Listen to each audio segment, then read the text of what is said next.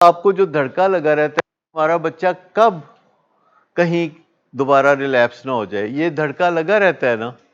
مطلب پہلے دھڑکا لگا رہتا ہے کہ نشہ نہیں چھڑدا، نشہ نہیں چھڑدا، نشہ نہیں چھڑدا، اور جب وہ نشہ چھوڑتا ہے تو پھر دھڑکا لگا رہتا ہے کہ کسی دن کار نہ لوے.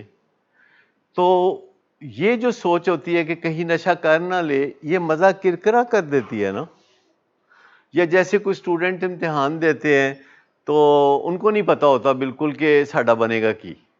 جتنا کوئی لائق اسٹوڈنٹ ہوتا ہے اس کو اتنا ہی شک ہوتا ہے کہ میں فیل ہو جاؤں گا، اور جتنا کوئی نالائق ہوتا ہے کہتا ہے میں چڑیاں نو دانا پایا تو میں تے ہو جاؤں گا پاس.